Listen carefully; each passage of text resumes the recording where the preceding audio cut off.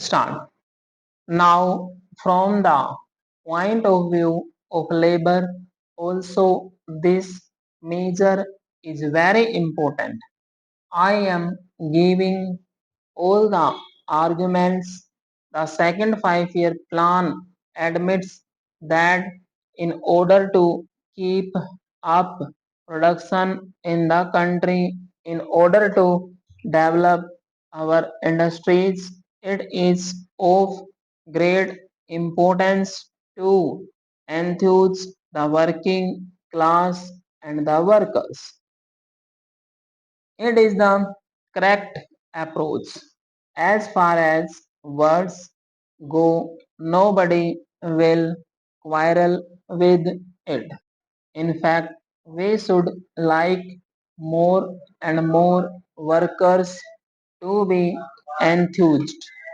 Such measures should be brought in more and more in order to make the working class see that with the increase in productivity on their part, at least there is improvement in their living conditions, that with the increased production of consumer goods in the country, they get more resources in their hands to buy the things that they require, to spend more money on their children, on their housing, on their health, on the education of their children, and all that.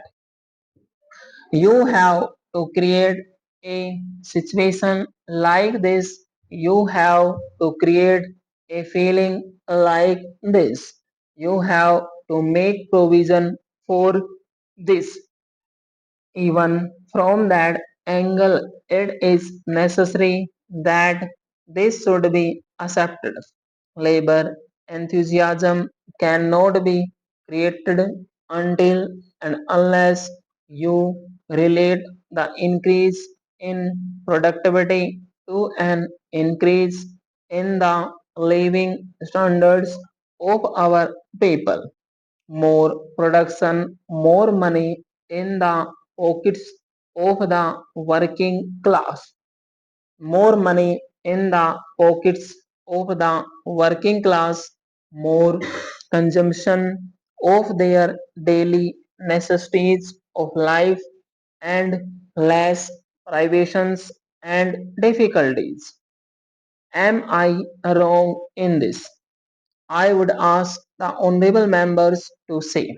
Therefore, on that score, it is essential then, even from the point of view of industrial expansion, it is essential. You will ask me how. I will tell you how. Now, it means that if this provident fund contribution is not taken from them to that extent, the money will be with the working class, and this money they would be able to spend in the market as customers and buyers of commodities. What does it mean? What are the economic implications of such a thing? Such a thing means that the demands for consumer goods in the country will go up. There will be expansion in the internal market. It is very essential when we talk about the industrial expansion that we also ensure expansion in the market. Unless there is a growing demand in the country for the industrial goods, you cannot have the expansion of industries. Expansion of industries does not take place in a satisfactory way, disregarding this factor of expanding consumption in the country. In order to ensure expanding consumption on the part of the working people, it is necessary for you to make more money available to them for consumption. Now I will be up against the question, what about the savings of the community? You will ask, should not the workers contribute something towards as the common savings for our country? Say, do not start with the workers' savings, those who are not in a position to have.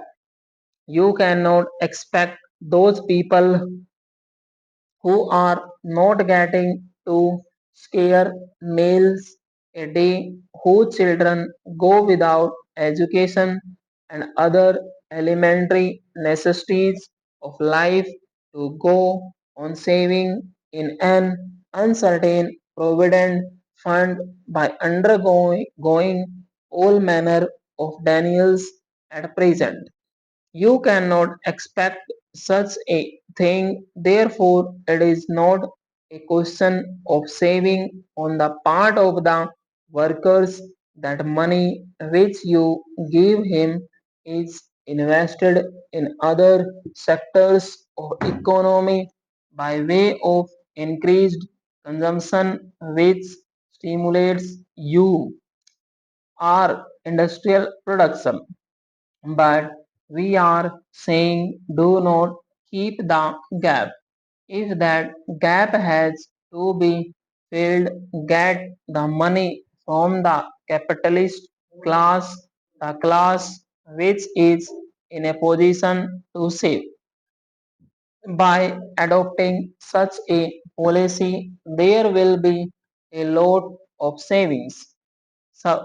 Savings takes place not at the cost of the workers, not at the cost of contractions of the whole market, not by stifling the stimulants that are required for the industrial expansion in the economy as a whole.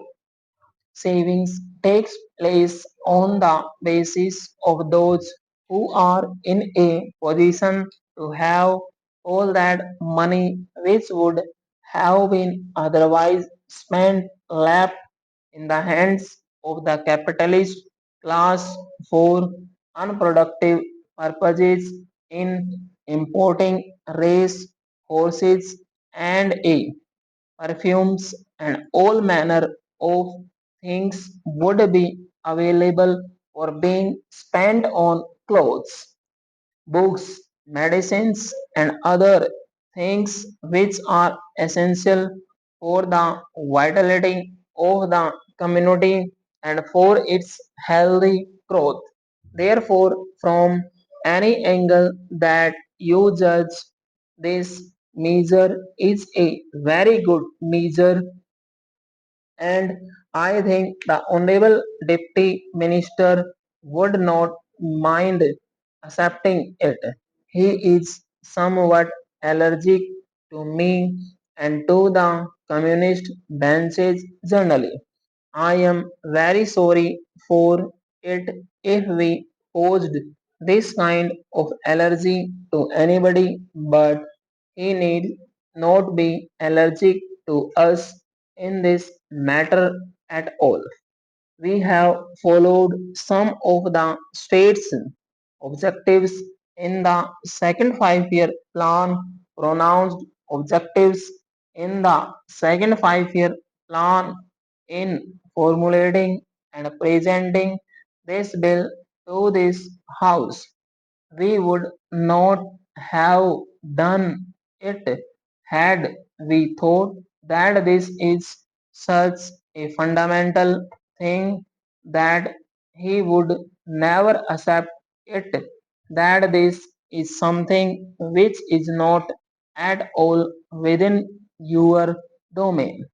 We think the honorable members of the Congress party can accept it. We read their speeches. We also read the deliberations of their various party meetings and sessions. We read some of their publications and we are, of course, surprised at the declarations that they make from time to time. We take note of them. We take a serious view. We attach great importance to them. Therefore, we feel that the Congress members' opposition can easily bring themselves up to accept this measure. This is in line with their thoughts. Whether these thoughts are being translated in the government's official policies or not is a different matter. But this is something which is untouchable for them. Stop.